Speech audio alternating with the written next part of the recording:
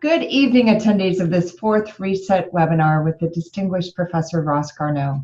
Welcome back to those of you who have attended previous lectures, and welcome to those of you who are attending for the first time. I am Abigail Payne, the Ronald Henderson Professor and Director of the Melbourne Institute Applied Economic and Social Research in the Faculty of Business and Economics.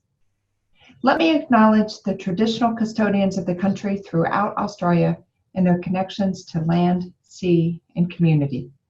I pay my respects to their elders, past and present, and extend my respect to all Aboriginal and Torres Strait Islander peoples today.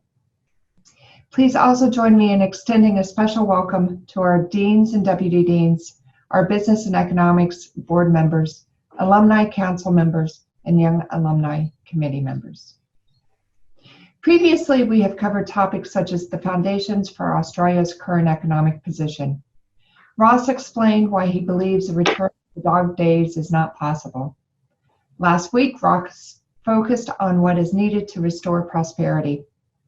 His presentation focused on post-pandemic macroeconomic policy for full employment, which included key drivers such as trade, ensuring our competitiveness, and other measures needed to drive economic growth.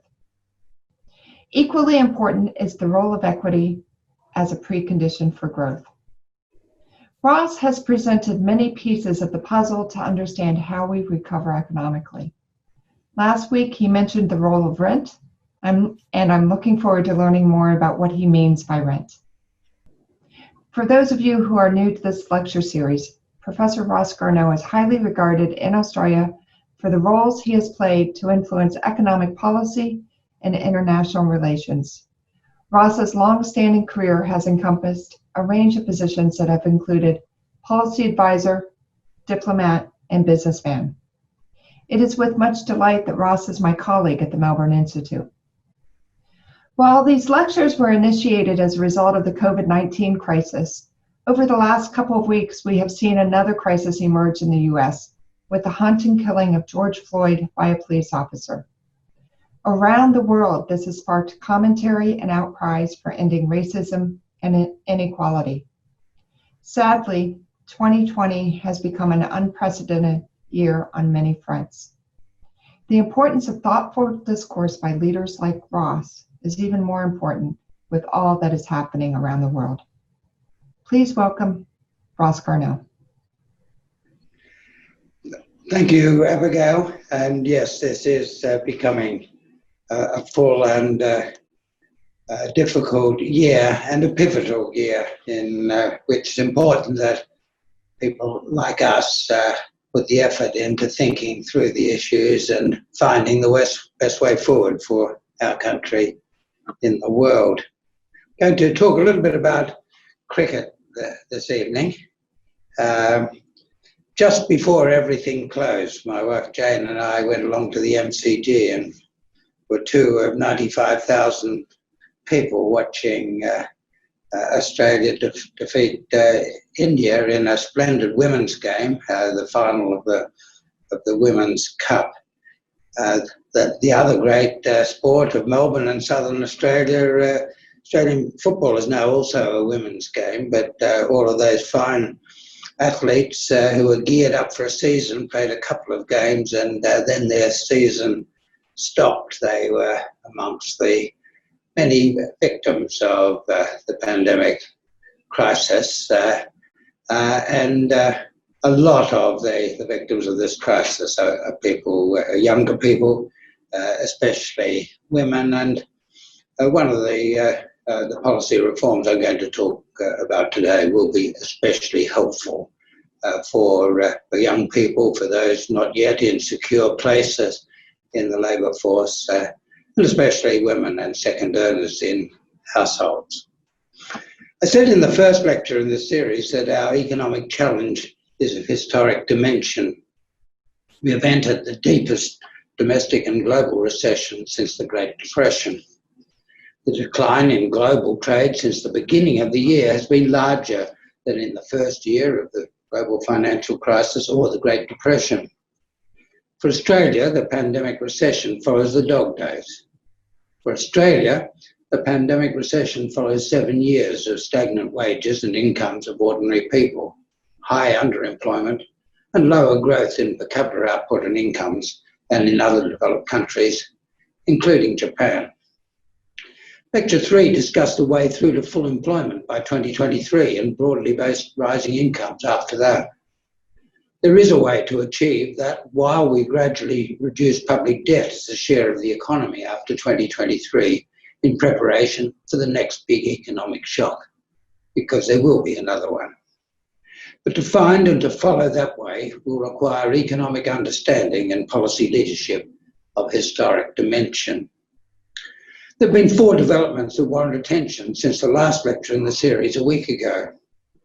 First, Prime Minister Morrison said that the government wants to shift the focus of fiscal policy from payments to keep people going through loss of jobs to increasing the numbers of people with jobs.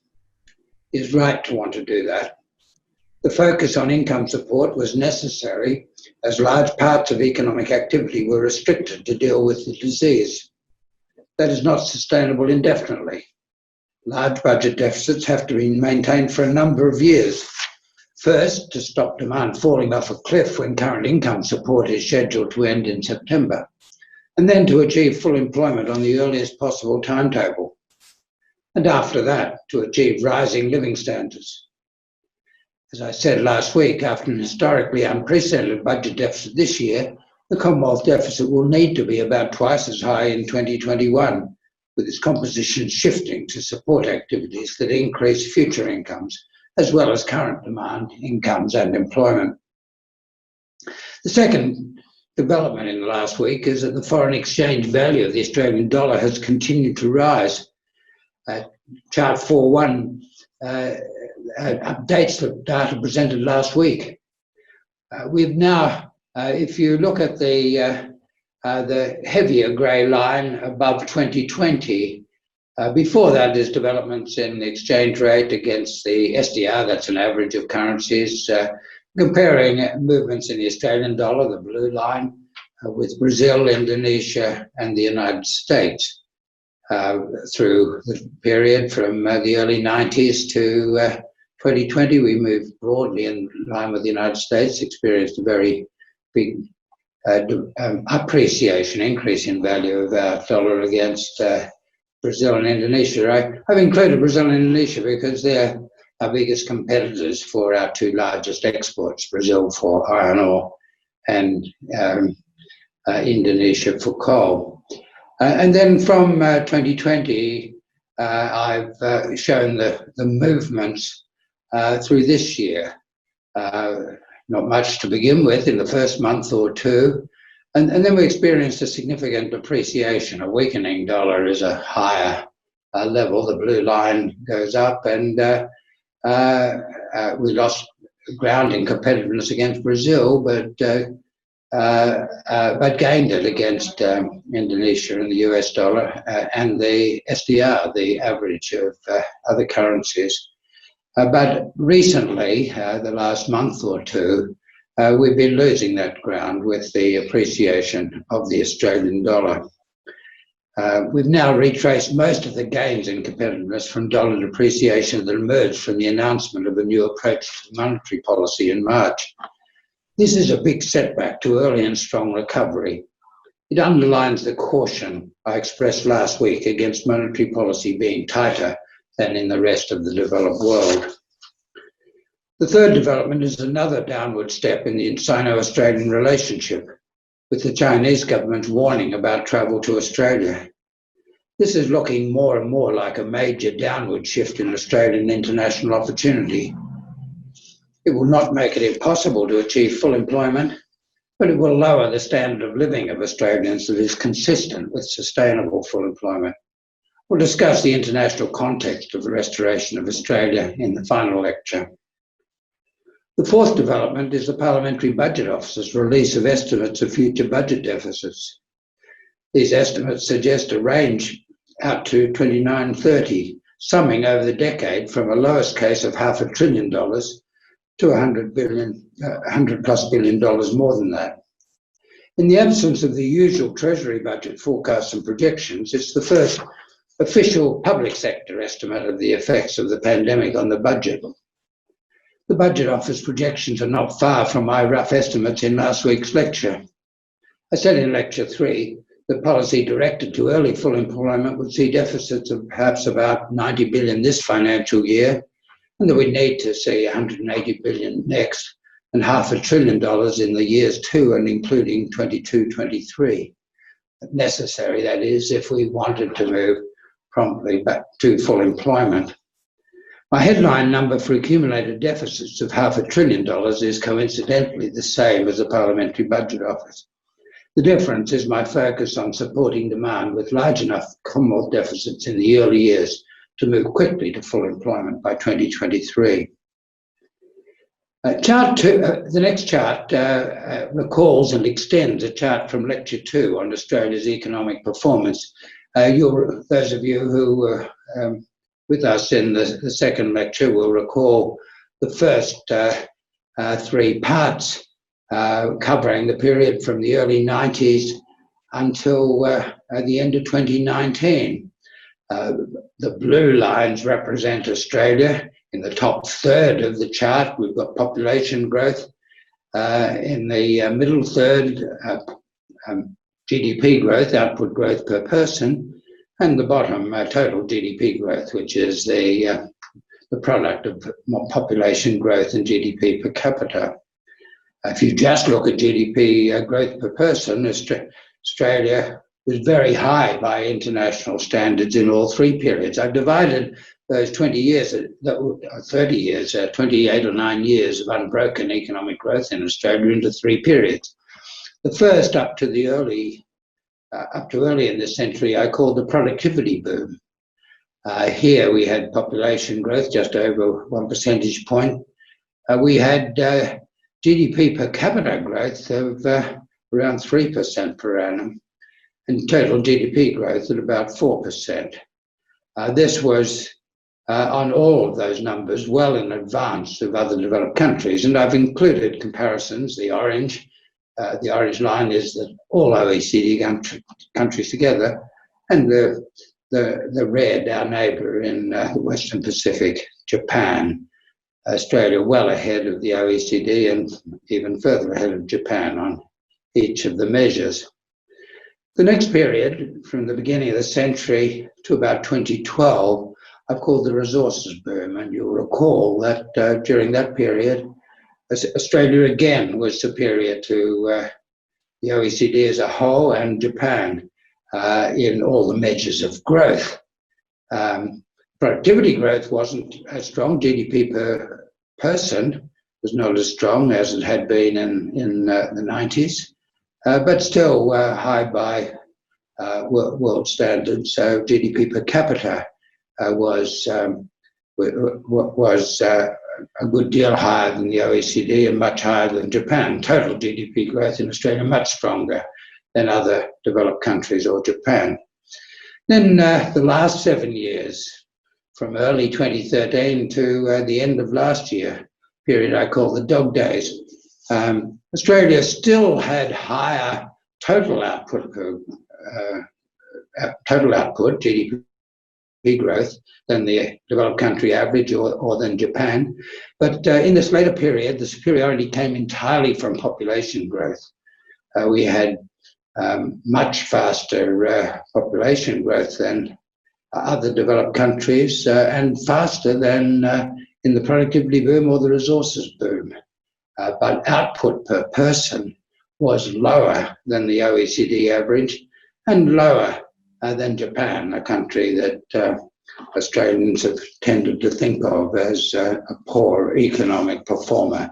That's why, as Abigail mentioned in the introduction, I don't think that we should aspire to going back after this pandemic recession to what we had in place before the recession, before the pandemic, because that was not very good. To the right-hand side, to the right of the black line, I've introduced 2 other periods. One, 2020-23, a 4-year period It's a period in which, with good policy, I see us achieving full employment. I don't think we had full employment during the dog days. We haven't had full employment for a long time. And I've included two cases for Australia. A blue case. Here we've only got Australia. I'm not comparing us with other countries for the period of achievement of full employment. The blue is what I think we could achieve with sound policy. Not beyond reach, well within reach. I think we'd get there with the sorts of approach that I'm suggesting in these lectures. The green is where I think we'd be if we simply set out to put back in place, to snap back to where we were when the pandemic hit. In the period to 23, the period of achievement of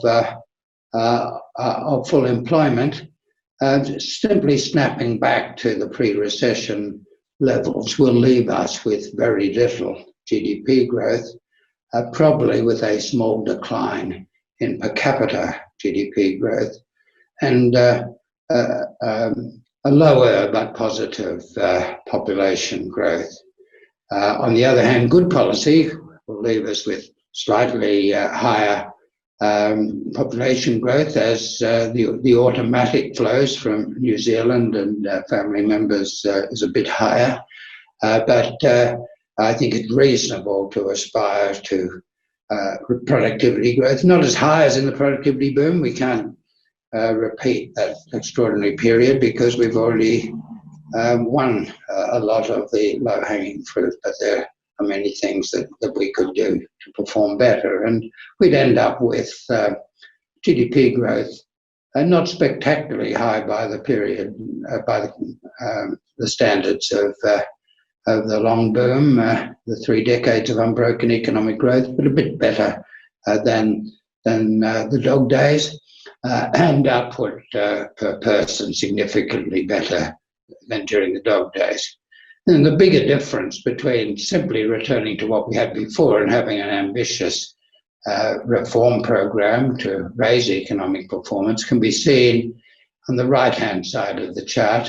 Again, the green is snapping back to what we had in place, the approach to policy we had in place before the pandemic, and the blue is actively pursuing reform. And the big difference there is the opportunity that comes from higher productivity growth. And it is realistic, I think, to see GDP growth returning to a bit below what it was during the productivity boom and higher than during the resources boom and the dog days. So that's a broad framework, and in the book that comes out of these lectures, I'll be spelling that out in more detail. I said in the first lecture that to get us to that blue line in the right-hand columns of the chart, we're going to need a policy of historic quality, economic policy of historic quality to deal with the recession of historic dimension. This is hard, but when you think about it, all of the alternatives are in the end much harder. Ordinary Australians have just endured 7 years of incomes restraint, tighter than anything known since modern Australia emerged from the gold rushes of the 1850s, with the singular exception of the Great Depression of the 1930s. Now, after the sudden dislocation of the pandemic, they must be asked to endure restraint in the public interest extending many years into the future. Past experience tells us that there are conditions on which Australians will be prepared to give their democratic assent to this restraint. There are conditions under which our democratic polity will assent to continuing change in the public interest in the structure of the economy and the organisation of work. Experience from the Great Depression, the Reconstruction after World War II, and the reform era from 1983 to 2000 tells us that our good conservative democracy can accept such restraint. but if and only if two conditions are met. The first condition is that there is widespread understanding and acceptance that there are good reasons for the change. The second condition is that the benefits of change are being shared equitably. Confidence in early full employment and equitable distribution are preconditions for making post-pandemic restoration rather than post-pandemic dog days the path that we follow after the great crash of 2020. Most policy change is incremental. Most policy change grafts small adjustments onto a complex body of policy, law and regulation. Complexity grows over time, and many current actors in the policy process lose or never gain a sense of why each part is there. Each policy increment trips over others and reveals a new problem requiring another adjustment. In good periods for policy, the small changes make things better in a small way. In bad periods, the corrections introduce more stumbling blocks than they remove, leading towards the stagnation to which Nobel Prize-winning economist Mansour Olson drew attention. The depth of the pandemic recession and the extent of economic stagnation that preceded it give us unusual reason and opportunity to think about and to implement fundamental changes in the framework of economic policy. Some of the most important possible reforms would cost the budget a great deal of money before they bring transformationally large economic and fiscal benefits. Now, when it is prudent to run large fiscal deficits simply to hold up demand and economic activity, is a good time to consider such reform. Now, when a great deal of normal economic life has been disturbed by pandemic and recession, may be a good time to enact change that introduces disturbance. Once confidence in full employment and equitable distribution have been broadly established, a reform program can embrace 100 productivity-raising changes that were never possible before. In discussing the reform task before us in the late 1980s and early 1990s, I used to talk about how a century always comprised plenty of singles, as well as a few big sixes over the fence. As the governor of the Reserve Bank has said on a few occasions, many opportunities for singles are contained in reports by many institutions and commentators. My own favourite singles at the moment include conversion of state land transaction stamp duties to annual taxes on land value. They include road congestion taxes to replace other charges on motorists. They include reform of our federal fiscal arrangements to remove overlapping responsibilities and diffuse responsibilities between the Commonwealth and the states. That last one, federal fiscal reform, is a four, not a single. I do not downplay the importance of the singles. They are essential contributions to a century. But there are a couple of sixes waiting to be hit over the fence that would establish a sound foundation for full employment and equitable distribution. They would break up the field for a lot of singles. First is replacing the corporate income tax by a tax on rent. The Business Council has never given up on a cut in the corporate income tax. An extension of the 25% corporate tax rate for small business to big business, as favoured by the Business Council and the big end of town, would have some positive effects on investment and output. With a careful independent analysis, for example, by Dixon and others at the Centre for Policy Studies, shows that this positive effect on output will be small. So small that it will be outweighed in its effect on national income by the transfer of tax revenue to foreign owners of businesses benefiting from the tax cut. National income would fall. A substantial part of business income is economic rent.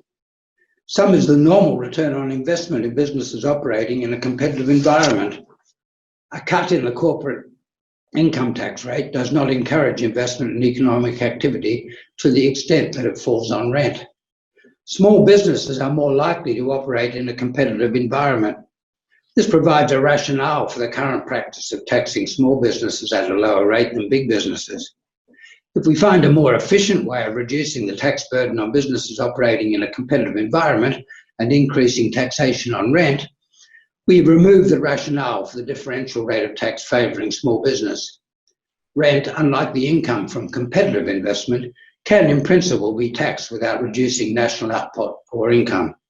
The reconciliation of principle and practice requires an efficient form of rent taxation. I'd like to put up a slide now drawing attention to a couple of very important comments about the role of rent. The first, it's included in a private letter from Bob Solow, Nobel Prize winner, for developing the framework for analysing productivity growth and dividing growth into growth in the capital stock, growth in labour, and growth in productivity. All of the work that all of us have done on measuring total factor productivity growth and on the distribution of income between capital and labour over the last half century has been based on his work. Well, Bob Solow wrote to Max Corton in November 2017 saying, "We conventionally allocate all of the value added to either compensation of labour or return to capital, debt and equity. That would be fine if there were perfect competition. In reality, there is a third component, monopoly rent. It gets allocated to labour and capital in unknown proportions. What one would like is a three-way breakdown in market return to labour, market return to capital and rent." There's the author of the approach to analysis that's endlessly repeated by modelers working for business organisations in showing the gains that we would get from a cut in corporate income tax, saying we actually have to take something else into account. And thanks, Max, our esteemed colleague, Max Corton, for agreeing for me to use this quote. And then in last year's presidential address to the American Economic Association, Olivier Blanchard said that he spent a lot of time analysing some of the big changes in the world economy and the phenomenon that's come to be discussed as secular stagnation, noting that we can't understand what is going on in the world economy unless we attribute a big role to an increasing role for rent. That's an article that's either just or is soon to come out in the American Economic Review. Well, what is rent? Rent is income of a factor or of an input into production which earns a return in excess of that necessary to attract it to the activity in which it is engaged. It persists because supply from the activity cannot expand. A number of reasons why it might not be able to expand as a result of investment. Might be because the rent is earned by a specific resource or input which is more valuable, more productive than alternatives, and it cannot be reproduced by investment, perhaps because it's a natural resource, superior urban or agricultural land or mineral deposits. A superior mineral deposit earns rent. Or could be that rent exists and persists because regulation blocks entry of newcomers. And this is important in banking, in patents, controls on location of chemist shops, taxi licenses, and many other areas regulated by governments.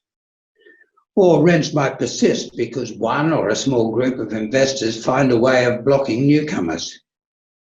Or it might persist because there are natural monopolies, industries in which overwhelming economies of scale relative to the size of a market stop newcomers from becoming competitive.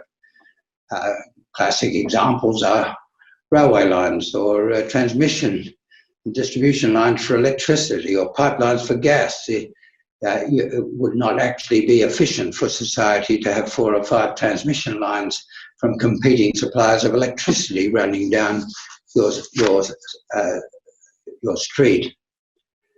When we're analysing rent, we have to be very clear on a distinction between what Alfred Marshall 150 years ago drew between rent and quasi-rent. We have to be careful that when we're seeking to tax a rent, we don't accidentally tax a quasi-rent. A quasi-rent is something that an investment for which the return is in excess of what is necessary to hold a factor in its current use, but it's temporary because its continuation depends on continuing investment. And as Marshall told us, tax a quasi-rent and you reduce future income and output. Not all rents are bad.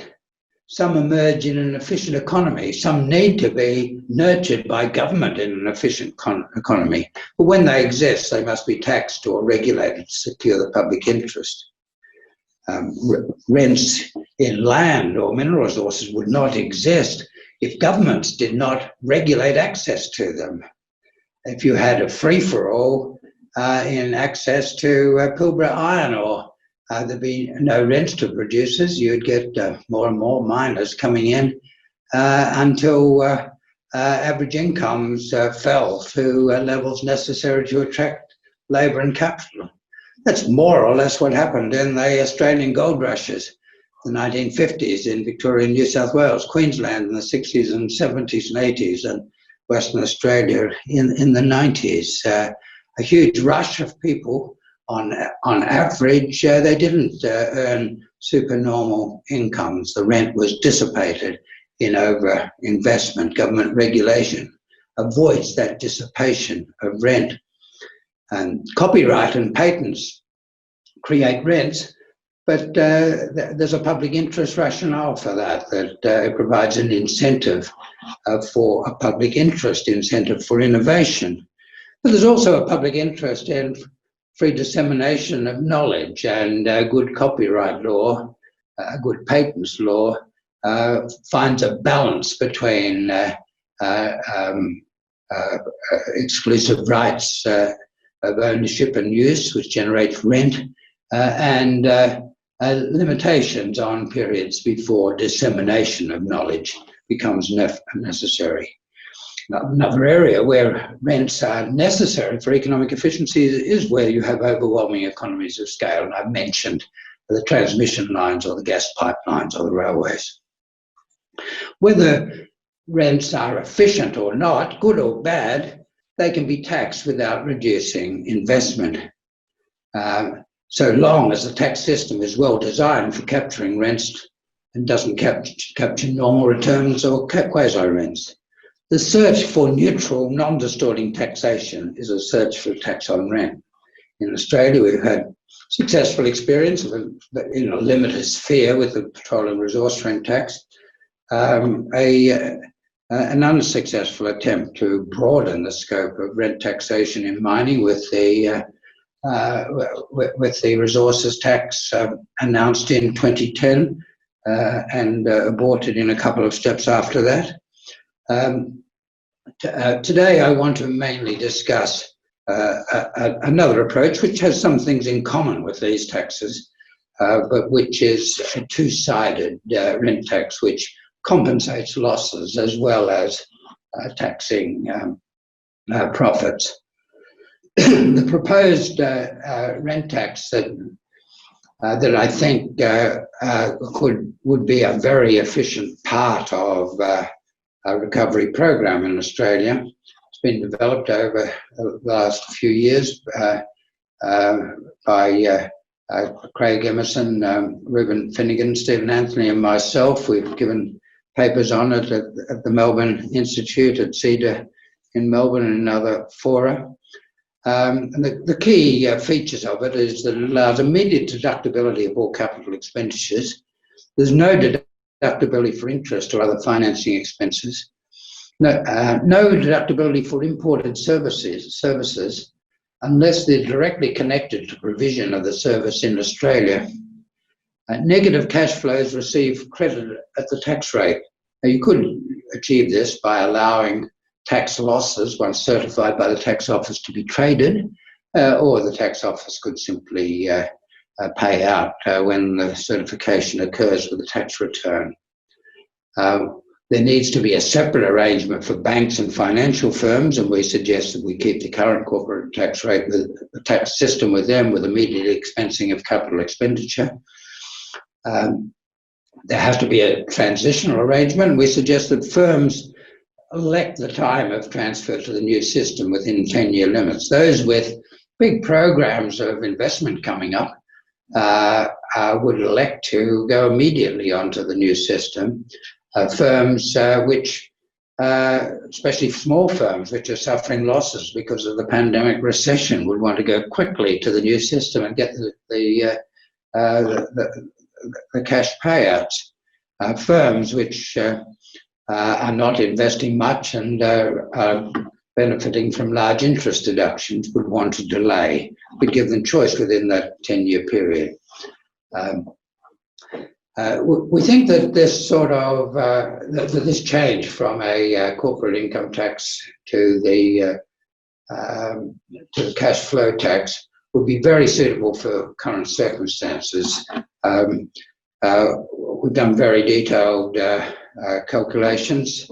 Had some help from the Parliamentary Budget Office through parliamentary members. Stephen Anthony's done a lot of detailed work on it. I think the initial budget cost is likely to be about 50 billion a year, but it would provide a very large boost to investment.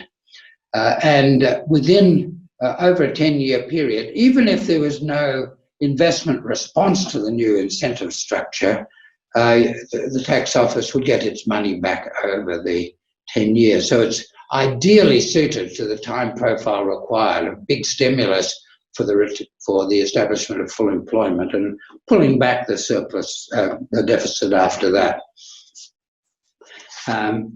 The other economic advantages are avoidance of the corrosion of the tax base through the international race to the bottom. Very strong incentive to investment, very strong investment incentives for risk-taking because you're compensated for losses in the same proportion as for profits. Beth Webster at Swinburne's done a lot of work on financial incentives for innovation and stresses the importance of this type of adjustment. The change would remove artificial incentives for debt over equity and so reduce enterprise and systemic risk. By removing the artificial incentive to expanding debt, it would reduce vulnerability to financial crisis. Has been a very big feature of the developed world economy over recent decades.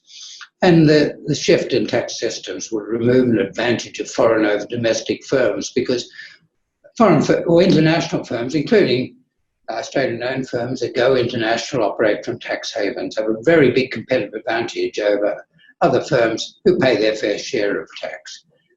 Very hard for an Australian tax-paying entity to compete in the same business with a company that's geared its affairs to pay zero tax. The essential competitive advantage that the company Glencore had in taking over Mount Isa Mines, which was in some years the most highly capitalised company in Australia, a great innovator, a great explorer, a great contributor to change and improvement in the Australian mining system, very good at mining, nowhere near as good at tax evasion and avoidance as Glencore, so it couldn't offer the same price to its value to its shareholders.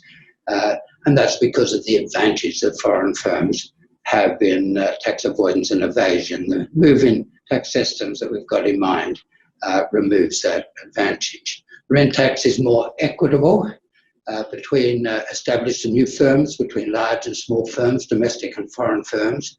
And small business receives full deductions for losses. Large established firms already do that because losses of new areas of business are deducted against established business. Questions arise about how this relates to the big recent debates about negative gearing and franking credits. The issue of negative gearing disappears because you don't have deduction of interest. Franking credits remain as they are, and I think there's good rationale for that. The second big six over the boundary is reform of personal taxation and social security, and I'm afraid I'm going to have to go through this very important question very quickly. I might have to say a little bit more about it next week because I'll be going through it too too quickly now. But there are large advantages for economic efficiency and equity in integrating the tax and social security systems, with the combination having a uniform and moderate effective marginal tax rate up to a reasonably high income. I prepared a paper for the Business Council of Australia in 1997 proposing such an arrangement. They were days when the Business Council thought that its members had an interest in a more efficient Australian economy. I explained to the Business Council members then that the guarantee of a basic income and low effective marginal tax rates would create an environment in which workers would be more favourably inclined to cooperate with management in increasing flexibility and productivity. The problem then was that the introduction of the new tax and social security system would be costly to the budget bottom line, unless the initial marginal tax rates were set at fairly high levels, and if it was completely unconstrained as a general negative income tax, the initial tax rate would have had to have been 57%. It would come down to 47% with various constraints that I suggested in the paper. The marginal effective tax rate could have been brought down over a number of years to lower levels as income growth freed budgetary resources. The high starting rate for budget neutrality was the barrier. The current opportunity comes from the budgetary circumstances of the pandemic recession. The change now does not need to be neutral in the early years in its effect on budget revenues. The introduction of the reform with an initial high cost of the budget can form part of a post-pandemic full employment and growth strategy.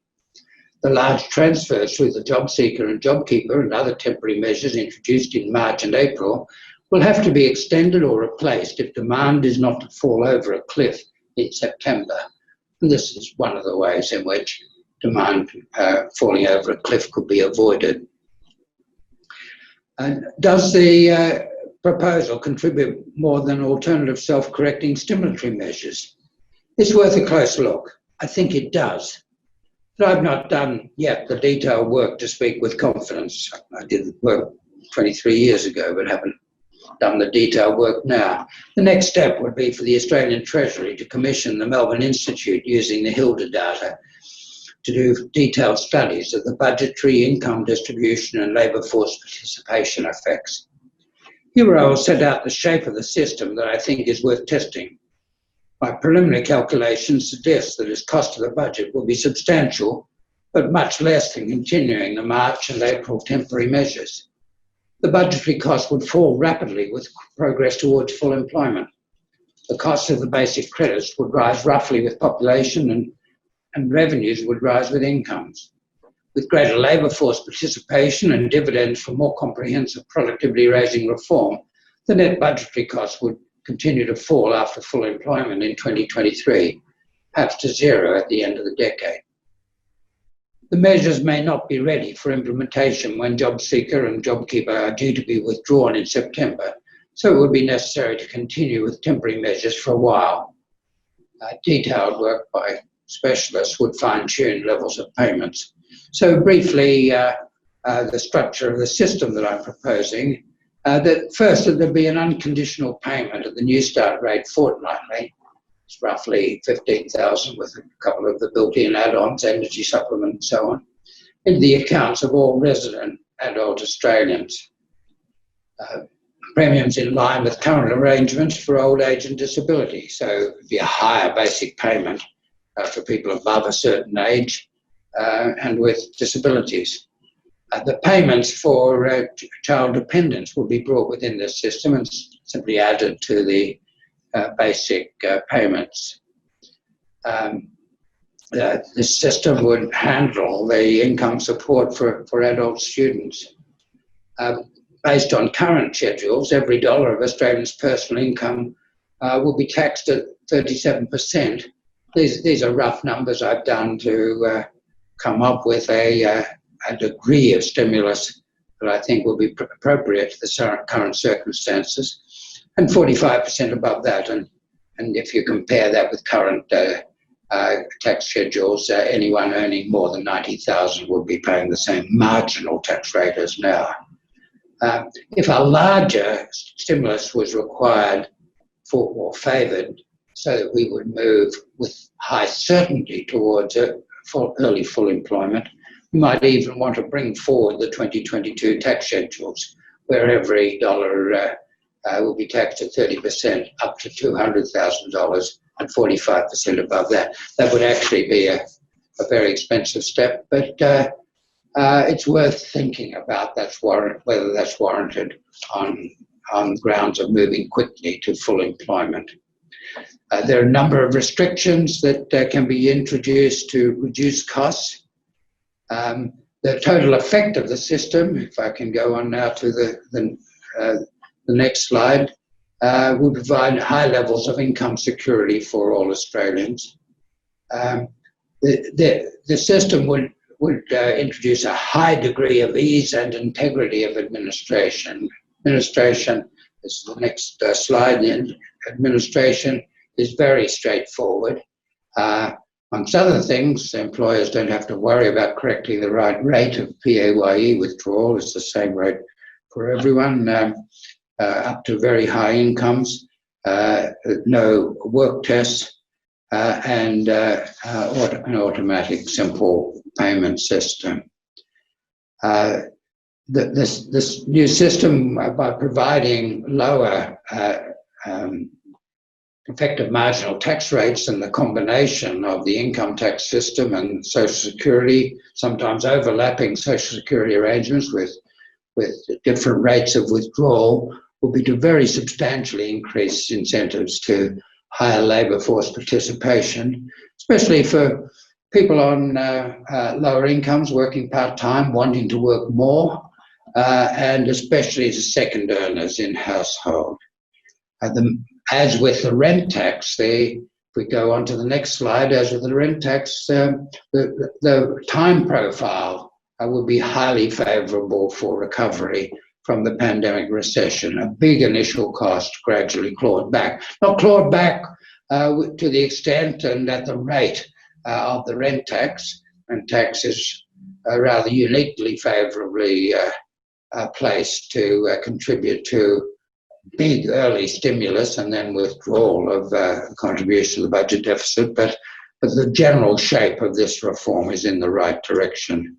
Going on quickly to the next chart, the reform will be favourable for national income growth, partly through incentives for labour force participation, but especially for the congenial environment that it provides for acceptance of wage restraint to increase employment, and for acceptance of structural change.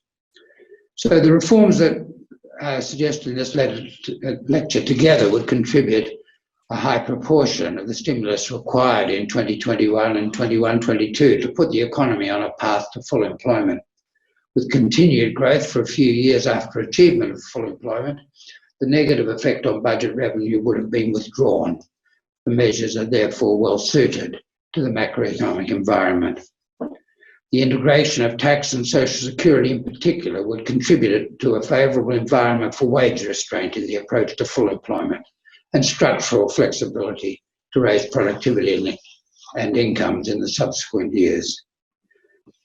The large costs to the budget in the early years are not money that disappears into thin air, it's a transfer to people, and disproportionately on the corporate side, there's to companies that are doing high levels of investing, contributing to getting the economy going again, or experiencing current losses, and that includes the very large numbers of small business in that situation. In the case of the tax and Social Security integration, the transfers are especially to people on low incomes, getting some income from Social Security, beginning to some participation in the labour force and wanting to participate more. Many of them are the very people who've been hurt most by the pandemic recession. So both of these are reforms with large beneficial long-term effects. Both could only be introduced at a time when a large negative short-term budget deficit was acceptable and warranted. The pandemic recession provides an unusual opportunity for reforms with long-term benefits.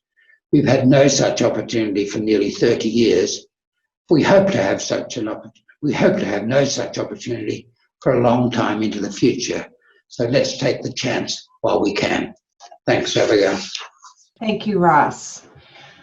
So it's unfortunate that you were rushed through the second part of your lecture. So I will be looking forward to your expanding on it a little bit more next week.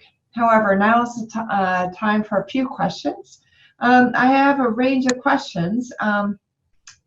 So let's start first on what you were talking about in most recently.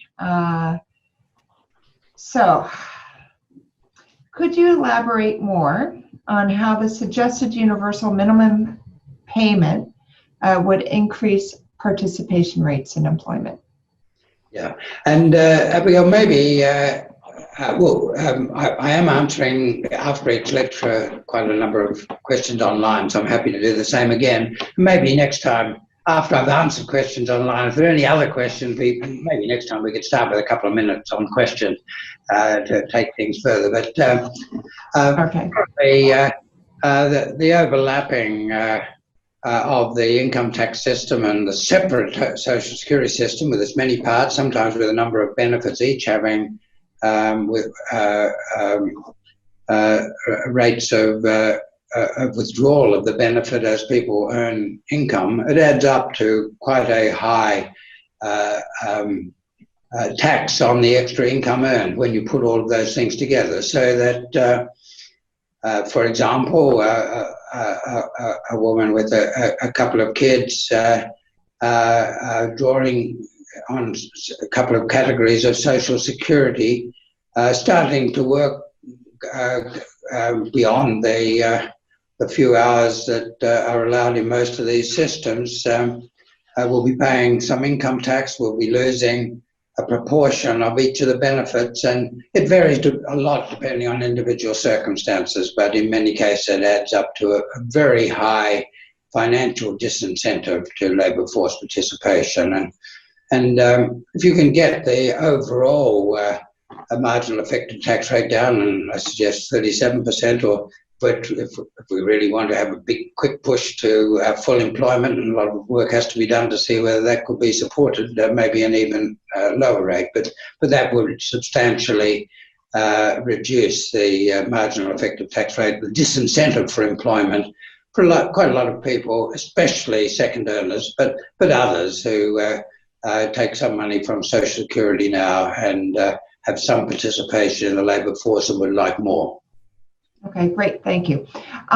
Do you have an opinion about whether or not the government should freeze the minimum wage?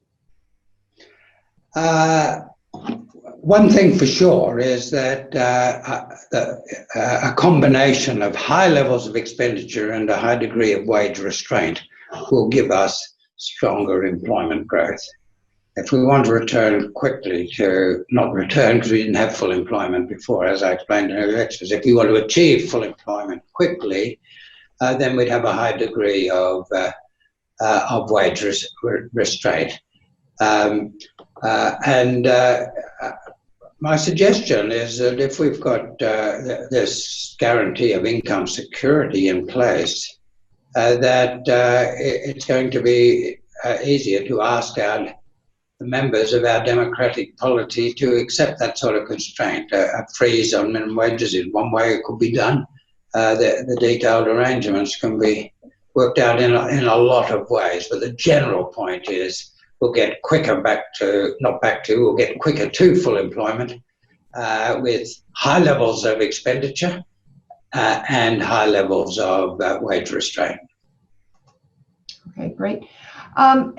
One more question on around equity, and then we're going to move to the rent tax. Do you see a role for public investment in social housing as a way of achieving housing equity and construction industry growth? Yes, I think that there is a role for public investment in public housing. In our country, we for a very long time, for 100 years, had a place for social housing, public investment in housing, and the problems arise with it from time to time, but on the whole, it's been a productive place. The zeitgeist has been a bit against public housing in recent times, but now is a good time to reconsider that and have an element of public housing in the overall recovery program. Okay, great. Now let's turn a little bit to the rent tax. So one question is, this person is focusing on the rent that might be associated with innovation. And so the question is, if you start taxing rent, will that reduce businesses' likelihood of taking risk or discourage them from trying to innovate? Well, what my colleagues and I are suggesting is a two-sided tax where you make a payment to compensate negative cash flows each year at the same rate as you tax positive cash flows. And this actually has the effect of reducing risk, of narrowing the probability distribution of outcomes, chopping off a bit the high and low tails. But because it does not affect the mean, no investment proposition in research and development or anywhere else will fail at a test of expected net present value after the tax if it didn't fail it before the tax. So it actually is very strongly supportive of risky investments and research and development. One of the criticisms at the Melbourne Economic Forum that we had on the rent tax a couple of years ago was that it would lead to artificially high investment in research and development in Australia, and our initial response to that criticism was that we didn't see excessive investment in research and development as being an Australian problem. We could do with a lot more of it, but there's nothing in the structure of the tax that discourages risky investments. In fact, by compressing the probability distribution of outcomes, it encourages investment, and that's the reference I made to the work of Beth Webster on innovation. Right. Okay, let's finish with one last question. So, could your suggested policies provide regional Australia with a competitive advantage? I don't think these two policies, these two sixes over the fence in themselves would do that. But next week I'll be discussing the opportunities for Australia in the emerging zero emissions world economy and how making use of those can play a major part in recovery. And these benefits are disproportionately focused in rural and provincial Australia. So just making good use of the opportunities that are there and that are enhanced by the proposals on corporate tax in particular would benefit these new industries which are naturally located in rural and provincial Australia. There's a few links in the chain of argument, but I think you would get greater investment and growth in rural and provincial Australia as a result of these changes. Excellent. Okay, so Ross, thank you very much, but unfortunately we are running out of time. To those of you who have raised questions, we are going to endeavor to answer some of your questions in our follow-up email. We've now had 4 informative and engaging lectures, and I hope you're going to join us again next week on June 17th, where Ross is going to be talking about building the superpower of the low-carbon world economy. Now, as director of the Melbourne Institute, I would like to thank you for suggesting that the Treasury commission us to use HILDA data to test your ideas for supporting individuals. Also, as director of the Melbourne Institute, I would like to mention that we are initiating a new virtual colloquium series starting on Tuesday, June 16th. That's going to focus on a range of economic and social issues in Australia. We will kick off the series with a discussion of opioid overdoses and the effects of the current economic conditions on the crisis. The link for learning more and registering will be posted in the chat function shortly. Alternatively, you can go to melbourneinstitute.com to learn more. So again, please let me thank Ross again for a great lecture, and I look forward to seeing you next week.